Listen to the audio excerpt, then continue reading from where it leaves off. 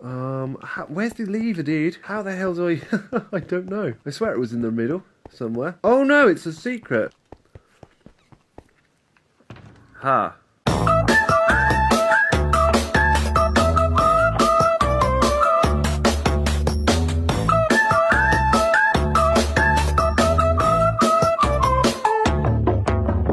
What's happening, YouTube people? DeadDuck here, and welcome to episode 27 and the last episode of season 1 on the MineTech server. I've started here at spawn because this episode I want to give you an entire server tour. Everything that we've done on the server this season, everybody's bases. I will try and keep the episode, to a minimum, so it doesn't need to be like 5 hours long or something like that. But I really wanted to show you guys everything that, had kind of gone on the server, stuff you may or may not have seen. So yeah, let's crack on with this thing and get it going, because later on I'll be starting season 2 and I'm really excited to get going on that. Right, so we are here at spawn, and the first place we come to is this Temple of Knowledge. Now in here are all the books that all of the new guys that join the server will read, because obviously they spawn like literally right here. It's kind of like, it just shows you where you are, and like it kind of gives you the rules and the overview of the server. This place never really got finished. It never really got like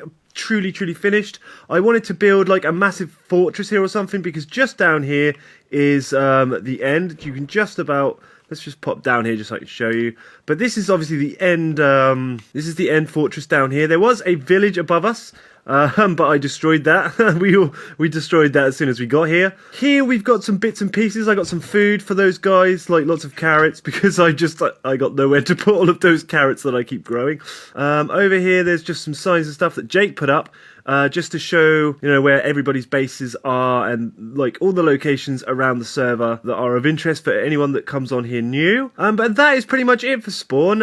It was supposed to have a few more bits and pieces here, but kind of, it never really got the love and attention that it deserved. Hopefully in the next season we will do something a lot more interesting with spawn. We've already got some really cool ideas, and we've got a couple of cool new people that are really up for taking on challenges and that kind of stuff. So hopefully next season the spawn area will be a lot more busy, and it will actually serve as our community area as well, but we won't be going into season 2 in too much detail on this video. So let's just move on. So the second place that we come to on the server is my base. Now, I'm really happy that I can show you guys this in a creative copy, because obviously last week I did the base tour video, and unfortunately I couldn't get it to work on a creative copy, but this week I've managed, and this is my base in its entirety. From the sky. I think it looks really cool. There's so much going on. It's a really big base. I'm really hoping I'll be able to get my base in season 2 to the kind of proportions that you see here. With a bit of effort, I'm sure I can do, but it just means starting all over again. But never mind. But anyway, this is my base, and I won't go into too much detail here, because obviously I did the base tour video last week. If you guys haven't seen that, please go and check it out, because it's it kind of shows you what everything is in the base. But yeah, it looks really mad from the sky. It's a massive base. I don't think I've ever built anything as big as this on a survival server before, with this amount of kind of farms. Like, I mean, look at the size of the gold farm, man. It's huge, man. It's absolutely huge. But I love this base. It's been my home for the last 8 months to a year. And I've really enjoyed my ocean themed base. And living around the water, it's made things so much easier, like especially building underwater. It's nice and easy. You can kind of creatively fly just by swimming. Yeah, so I'll be very sad to see this base go. I'll be very sad indeed, but obviously that is the price of progress, and I cannot wait to get kicking off on season 2. We are actually 1.11 as we speak, so my iron farm is now non-functional, which is a shame, but in another way it's going to be really cool, because I get to redesign iron farms, which I'm really looking forward to. Anyway, let's go straight into the nether from here.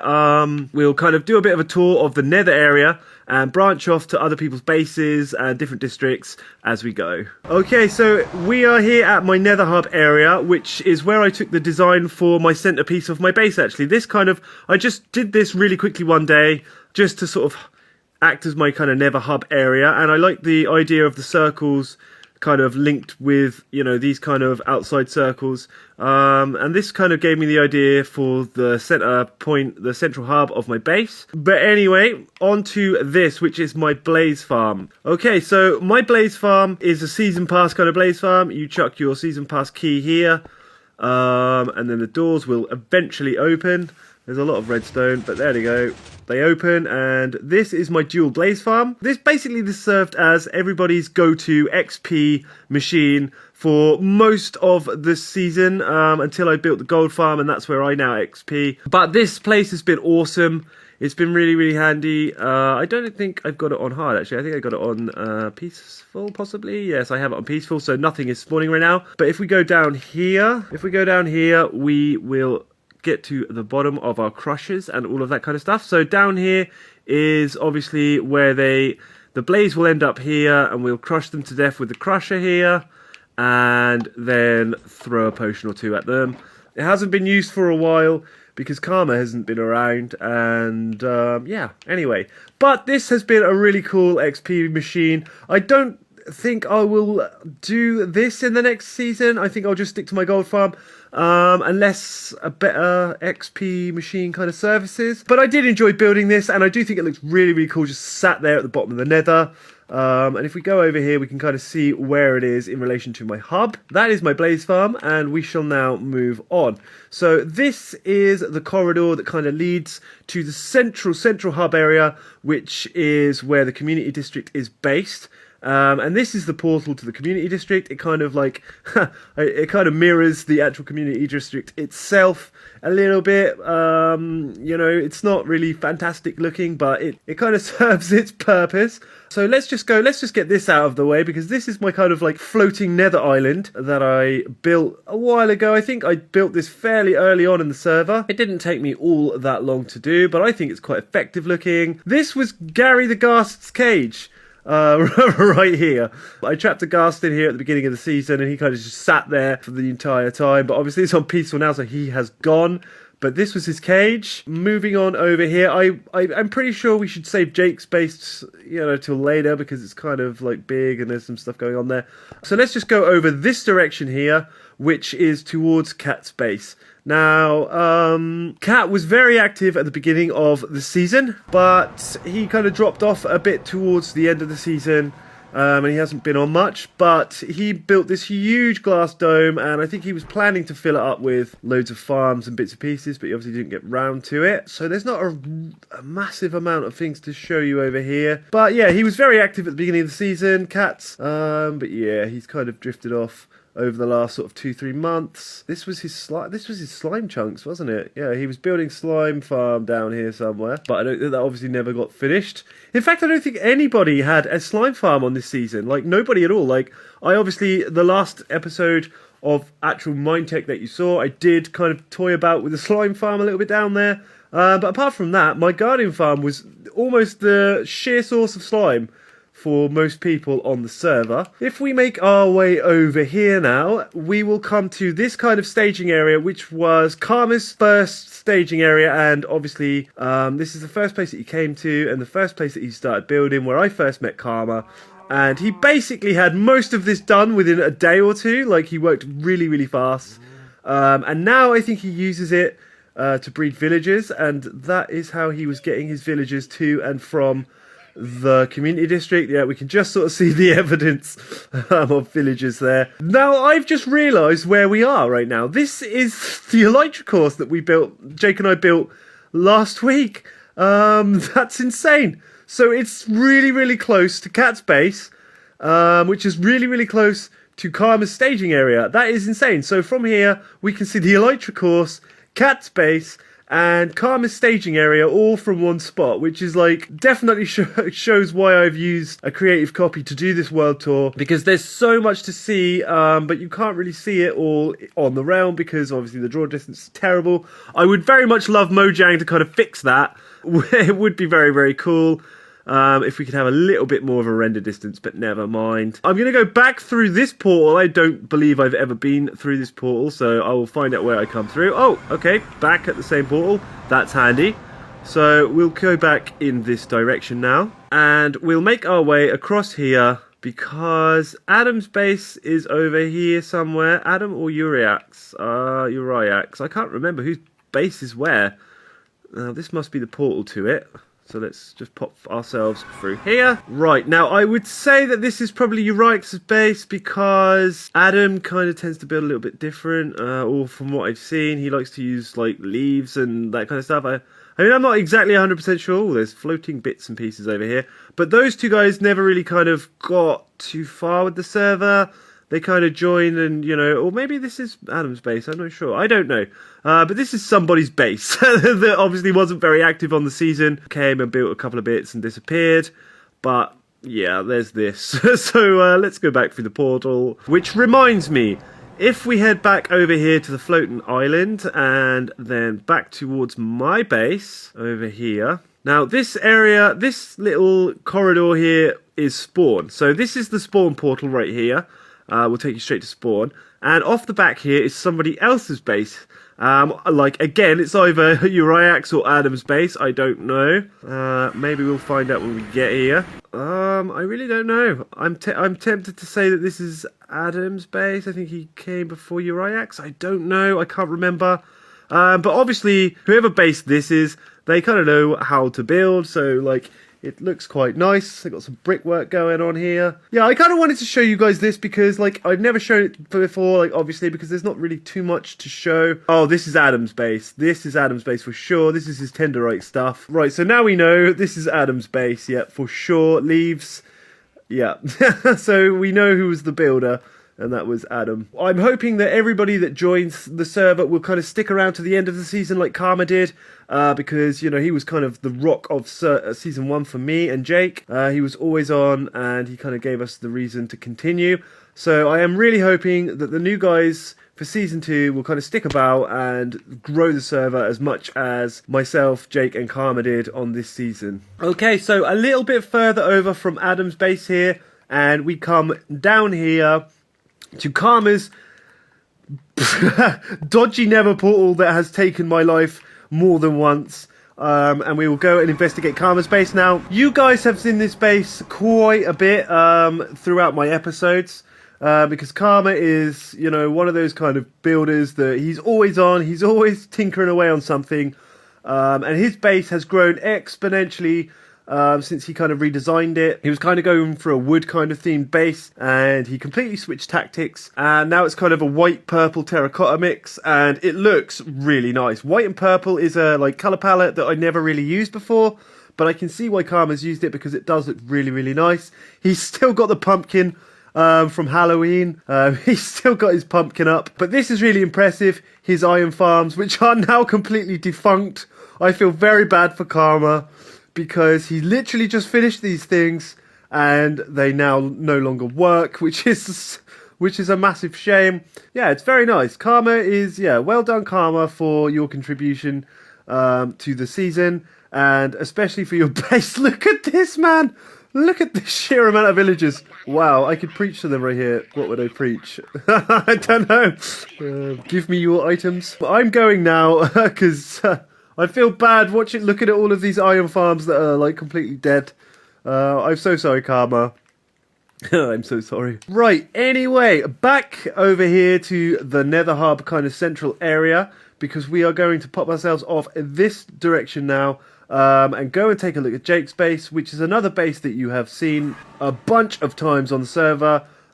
Jake has been a very strong builder as well this season. I don't know what he was going for here. Like first of all, he was kind of going for like a castle fantasy kind of build here. And then, I don't know, giant things just started popping up everywhere. He's got a giant cow here, which is his cow farm. Giant chest, which is obviously his chest room. A giant piston here that he's built that contains his iron farm, which obviously, again, doesn't work anymore. This awesome wheat farm here that he designed, I think it's really, really cool. It's a very, very good design for a wheat farm. Very, very good indeed. Because when Jake started on this season, he was a complete noob. He was a complete Minecraft noob. Yes, he played before, back in 2011-12, when Minecraft sort of was, like, became a thing. He played Minecraft a lot, but obviously things have changed since then. and he had to learn redstone from scratch, farming from scratch, all of that kind of stuff, and he learnt it in a very, very short amount of time. Yeah, so he's done really well to get as far as he has gotten. Flower farms in here, which are really cool. Simple little things, but they're really, really cool. But yeah, this is Jake's base. What's in here? Concrete machine. Jake's concrete machine, which is really cool. Very mechanical kind of concrete machine. An entire floor of pistons. Now, the way that this works is you'll feed your concrete in from here, and obviously it will travel all the way over here and get pushed by these pistons. Once it reaches this observer, the observer will trigger, push this entire floor up one block, and all of the concrete will be sort of contained in this big glass cube.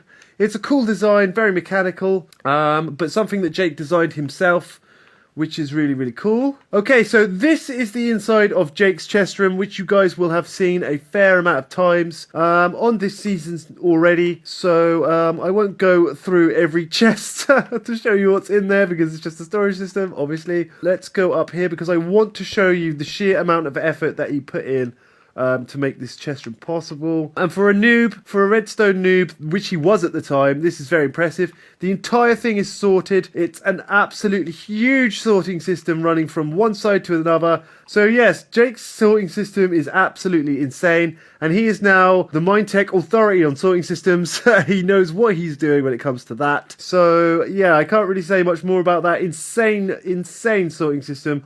Obviously, all of his item transportation flows going up the side here. What have we got inside here? Let's have a little look. Okay, so in here is Jake's armory. So his armory is actually a very nice little area. I've forgotten how to activate it though. I really want to show you guys how it activates because it looks amazing. Where's the lever, dude? How the hell do I... I don't know. I swear it was in the middle somewhere. Oh no, it's a secret. It's a secret. It's a redstone torch type of deal. And I don't know where his redstone torch is. I don't know where you even put it. Ha. Okay, so I can't actually show you Jake's storage system. I can't really show you Jake's armory because I have no idea how to open it. But I'm pretty sure that behind these blocks is the chests for Jake's armory storage. So yeah, it's pretty cool. It's a nice little system. I really would like to show you it working because it's really, really cool. But I just don't remember where you are supposed to put the redstone torch, so I can't show you that. But yeah, Jake has many little nooks and crannies around here, around his base area, loads of little corridors, loads of little hidden areas, and little bits and pieces that he's done around his base. Let's go over here because he has his skeleton farm over here, but let's just have a little look down here and see what it's all about. Okay, so if you guys remember from the video I did for Jake's skeleton farm and how it all works. This is a new addition. Up here, he has made a massive statue of himself sitting inside this skeleton spawner. I don't know why, for reasons, but it looks really cool. And yeah, it's a death trap basically. Because his security mode will kill you. I think he was planning to use this in case of somebody chasing him to tag him because I think that's why he designed it, so he could come in here and kill them with skeletons if they tried to tag him. But anyway, that is Jake's base. It's very, very cool. He also still has his pumpkin from the Halloween episode sat there. He also has this mushroom. I think he put a little plinth there. Here we go. Episode 3, Mastercrafted Trident and a Giant Mushroom. That's where this came from. That was the episode that this came from, which is really cool.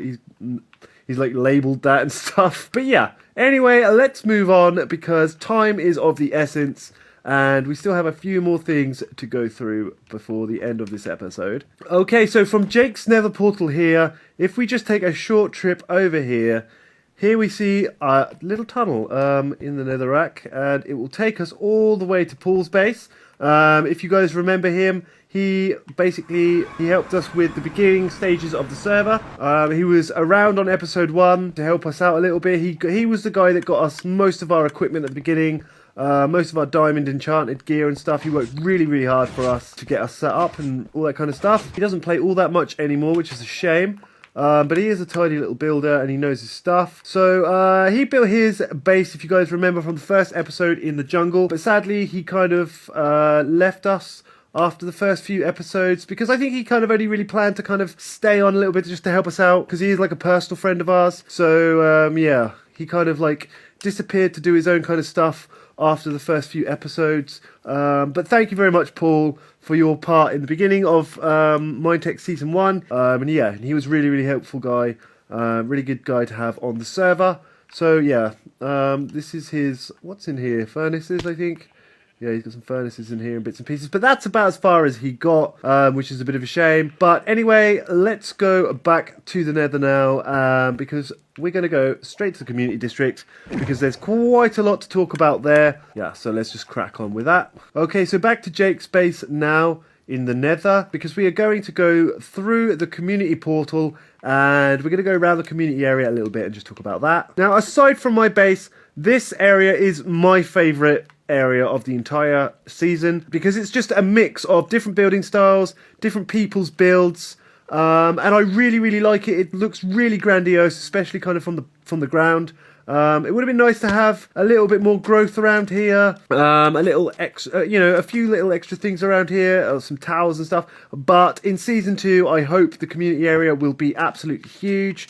I really can't wait for that. Let's start from our elytra course at the back here and work our way towards the pyramid, and we'll talk through all of the kind of bits and pieces around here. Now, I don't think that there's really much need to be talking about the elytra course, since you guys should have just watched the episode that Jake and I did where we finished off this elytra course once and for all. I managed to get a few little races in, and set some time lapse and all that kind of stuff just for fun. This elytra course must be more prominent. I really love the elytra course. I really want to get like everybody kind of involved in the building of the elytra course and racing the elytra course. That was one of my favourite things from my single player Let's Play world that I did. I really enjoyed flying and racing this elytra course. So I'm glad we got to do a little bit of it towards the kind of end of Season 1 here, but yeah, that was about it. We didn't really get round to doing much with this elytra course because, like I said,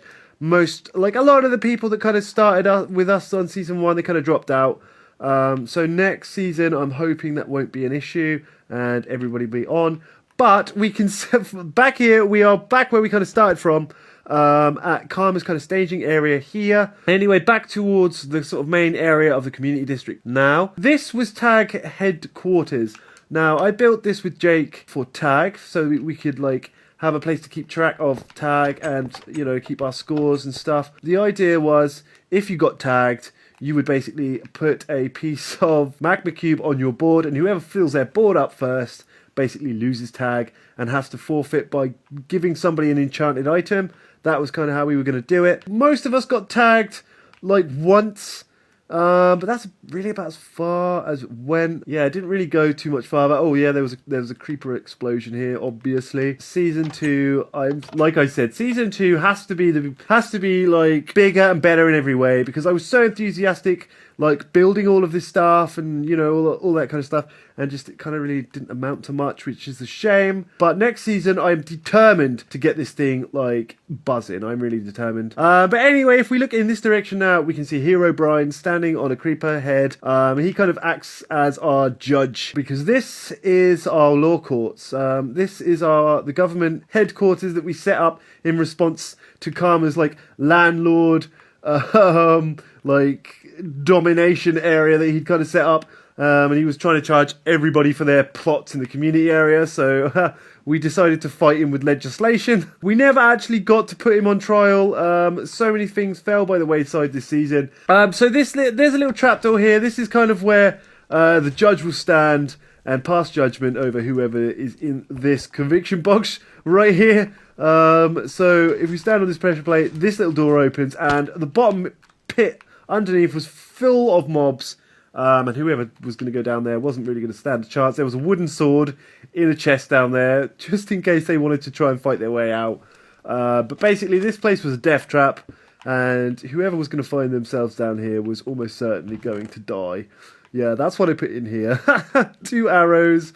bow and some bits. Over here is the Redstone shop, and right behind it is the Redstone Museum. Now, Karma built this Redstone shop here. It was a kind of season pass type deal. Well, it wasn't a season pass type deal. It was just I had a key for this back area here, which was where all of our kind of resources were stocked to stock up the Redstone shop. It's a really cool idea for a store, and if Karma doesn't, I will be building a Redstone store in the next season, because obviously everybody needs the Redstone gear, and having a place where you can buy it would be amazing, and I'm pretty sure it'd be quite profitable. So yes, that's something I'll be definitely doing in season 2. The Redstone Museum, what a bloody shame this thing was, because what a building this is. I really like the design of this building. It just kind of came together from my want of doing a massive redstone ore, but I didn't want to do it in the same way, you know, over and over again, like just doing big ores everywhere. That's not really what I wanted. So I kind of built it into this really modern kind of looking building, which was supposed to house a lot of redstone contraptions and stuff like that. All of the displays were supposed to be in here. All I really managed to get done is some tea flip-flops and the actual basic redstone ingredients. But there were supposed to be potion machines in here. There were supposed to be all kind of circuits. Everything was supposed to be in here. So if anybody needed to know how to build anything redstone, they could just kind of come here, see what was what. So they could go and take that to their base and build it there. But it was another kind of late addition to the series and to the season, and yeah, it never really got filled up. But I will just mention as a side note that we have ended season 1 earlier than we anticipated, a lot earlier than we anticipated. I was expecting it to run for a year or over. But it did only last 8 months, and that is because of the release of 1.11 and the interest in people playing on a new server in the last month or so, because basically I've been on a massive recruitment drive to get people for the next season. And I managed to find quite a few really good people that seem very enthusiastic and very dedicated. So with that in mind, I kind of just said, sod it, let's just start season 2 now and get that going. And I'm kind of glad, I stand by that decision, although I am very sad that, you know, things like the Redstone Museum will never kind of get finished, which is a bit of a shame. Over here, Jake's shop is, in Jake's style, a massive chest. He sold everything kind of dyeable in his shop, so he was selling, obviously meat and leather and stuff like that as well, but he was selling concrete powder, dyes, I think he was selling shulker boxes. Yeah, he's still selling shulker boxes.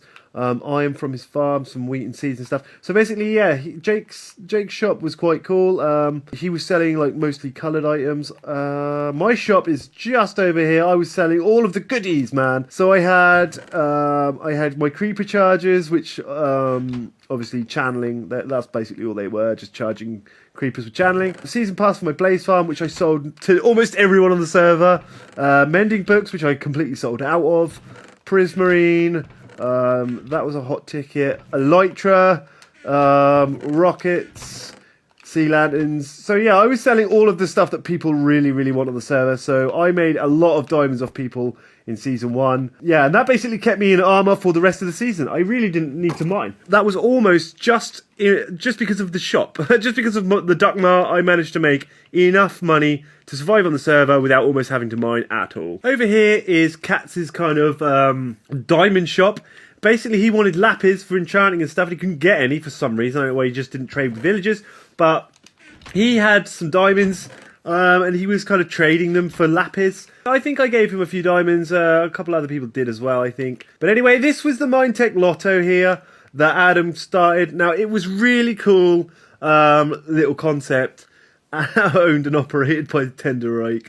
You will basically pay a diamond into the chest, or 2 diamonds, whatever, and you'll get a ticket out of here. And Adam was calling like the winner every week or so. So the winner would get all the diamonds, and it was a cool little thing.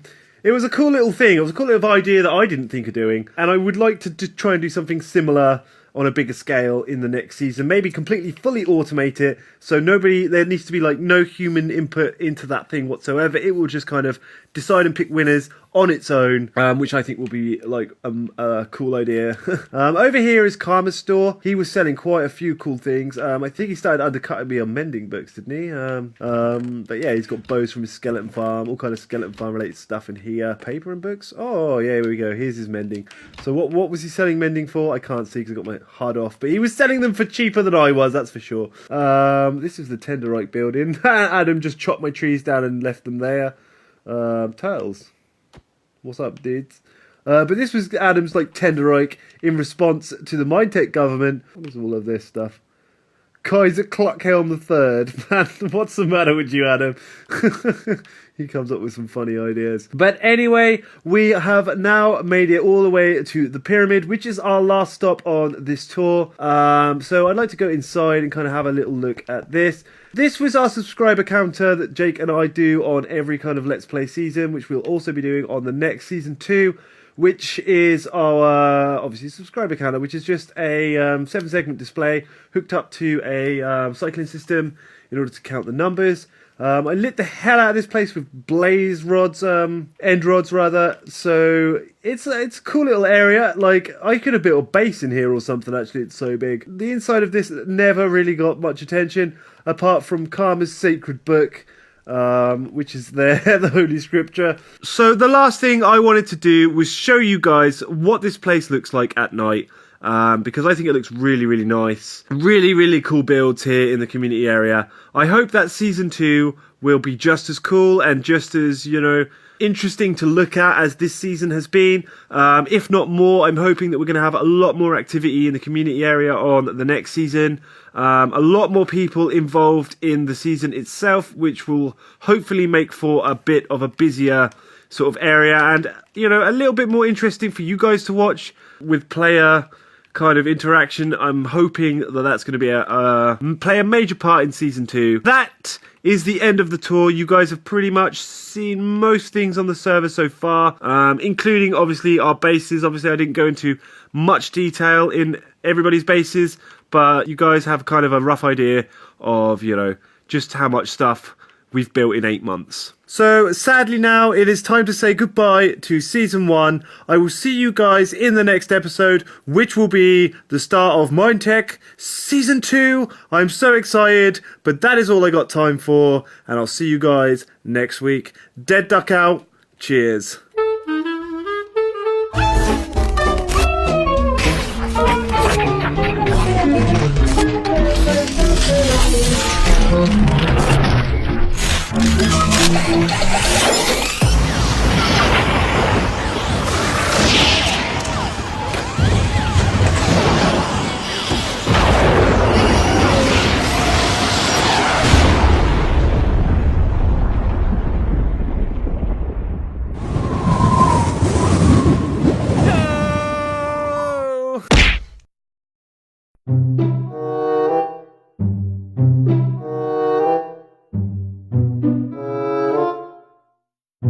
Welcome to Season 2.